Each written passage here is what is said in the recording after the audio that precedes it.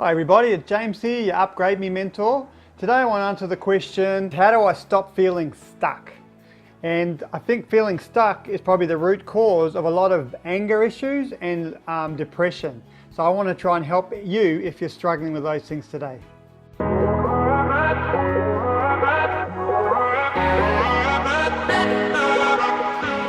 Okay, so how do I stop feeling stuck? Well, feeling stuck is really, another way of putting it is that your progress has been hindered, your growth has been hindered. And whenever we have that sense of being hindered or resisted in some way, we can often have, not all of us, but often we can have one of two different reactions. It could be anger, a flare-up of anger, or it could be a slide into hopelessness and despair. And which emotional response you default to is often something that you picked up as a child. So you've all got to come to terms with hindered progress because it happens in life all the time. Life is always going to resist your dreams in certain ways, and that's not necessarily a bad thing. That's just your dreams coming into a place of reality. So we've got to learn how to deal with being resisted. And as a child, you would have learned one of three ways to deal with resistance: anger, despair, or just accepting it. And as a child, if you picked up, say, anger and you kept practicing that every time you were resisted, that becomes a default sort of response to it, a subconscious response to being resisted or being stuck. In my personal experience, I think I used to turn frustration into despair.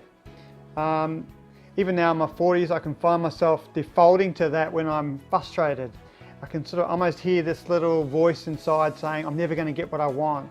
This isn't fair.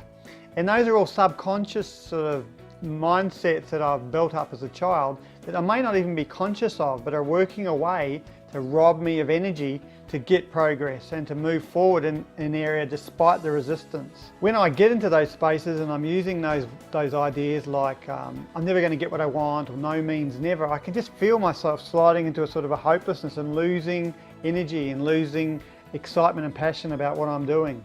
It's just self-monitoring that really helps me to go, hold on, I'm slipping into a victim mindset here. I can get what I want, I just have to work around this with some new strategies. I don't need to despair about it. All it is that I feel stuck. And that really helps me to pull out of it very quickly. But you can get stuck in those mindsets for months, even years, if you don't identify them when they're happening and realize I'm playing the victim now, getting into despair. For me, it was I identified this basic assumption about life that I would never get what I want. I think maybe all children, because we're being looked after and we have relatively little power as children, we get used to the idea that the big no is never.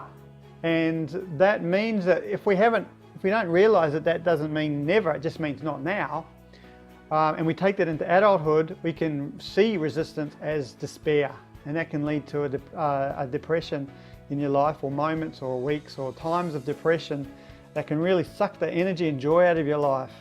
One thing that really helps me to understand that is that really feeling stuck or feeling frustration, which could turn into anger or despair, is really just disappointment energy.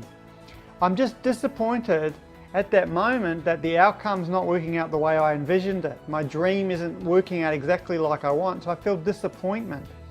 Now, for some of us, for many of us, disappointment is a very, very unpleasant feeling. And David Riddell from Living Wisdom, and I've talked about him before, I'll put him in the links as well if you want to check him out. He calls this an unbearable feeling.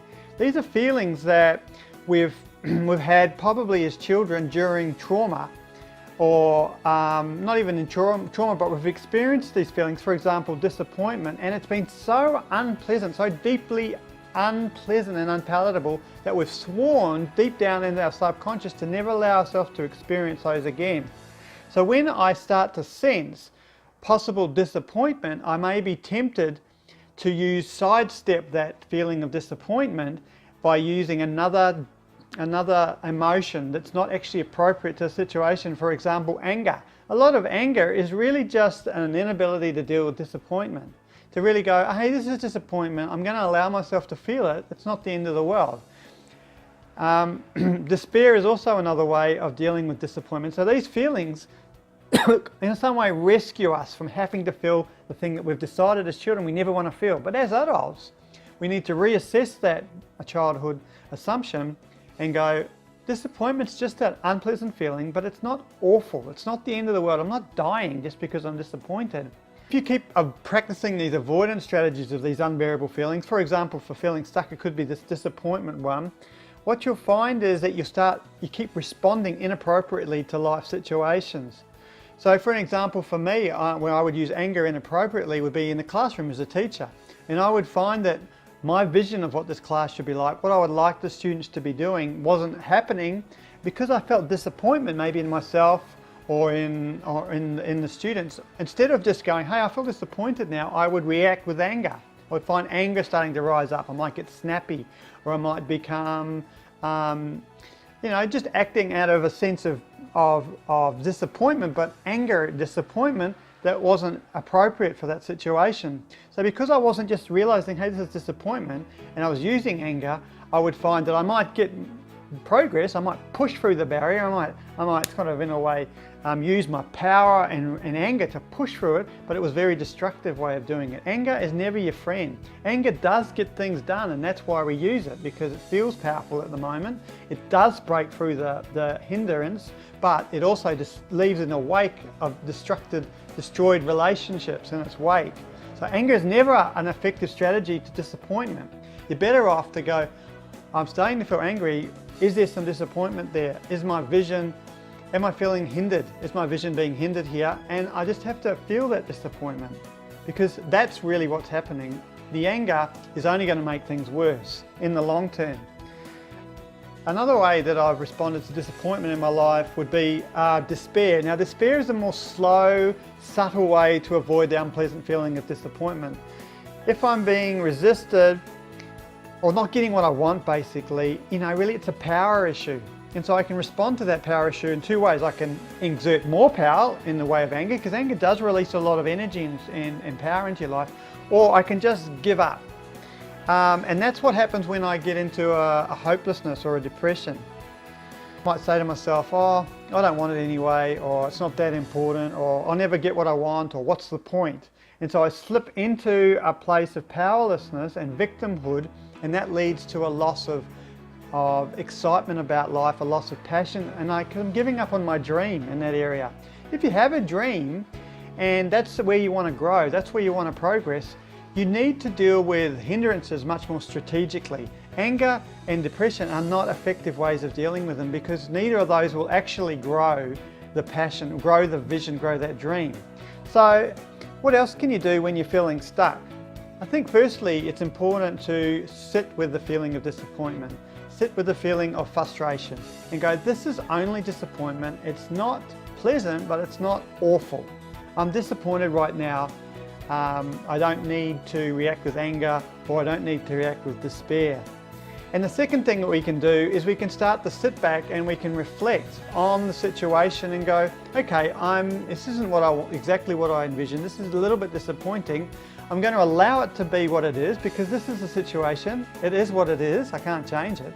I'm going to sit back, give myself a little space, and go from the hindbrain reaction of anger or despair to bring it to the front and start to process and think. What do I need to ask? What questions do I need to ask? Who do I need to go to? What do I need to learn so that I can get around that disappointing situation and grow? Don't come at this resistance and try and overpower it or give up, but come to it and go, what is this situation teaching me about myself, and what can I learn, and how can I change so that my goals are being reached? A third way that you can look at this is go, my vision's not being realized, I'm being resisted, I can't seem to achieve my goal. What you need to do is look at your goal and ask yourself, is my goal realistic? Is this goal achievable? If it's not achievable, then you're setting yourself up for failure. You're setting yourself up for despair and anger. Often we can set up goals for ourselves that are really based on a false persona of ourselves being super people, like Super James, for example. If I've set up a goal that's based on me being Super James, which isn't realistic, I'm going to be frustrated. I'm going to be hindered in my sense of progress. I'm doing it for the wrong reasons. Make sure that your goals are achievable. Make them, like Dave Riddell uses this example for me. He said if you set up a high bar jump for a kid and it's just too high, like it's just ridiculous, no kid's going to go for it. If you set it too low, no kid's going to go for that either because it's stupid. You've got to put it in there's got to be a certain position where the pole goes so that they go, well, that's tough, but I could do it. Okay, and that's the same for you. You've got to set your goals so they're tough, but they're doable. Doable goals will motivate you, they'll encourage you, they'll raise the passion, the fire will burn within you when they're doable. If you set goals for yourself because other people have given them to you, or it's the only way you can fulfill this false persona of who you want to be, which is never achievable, you're going to be constantly frustrated, angry, despairing, and you'll give up on those dreams. So, if you're feeling stuck, I want you to ask yourself these questions. Is this just coming from disappointment? I want to settle with it, I want to feel it. What do I need to learn to get around this stuck? And thirdly, are the goals that I've set myself here actually realistic? If you have any questions, or you like this, or you want to share it, subscribe it, have a look down there at my article that I've written about this. I would love you to go on my website, upgrademe.life, and check it out. Leave some comments, ask questions for further videos. Love talking to you. Catch you later.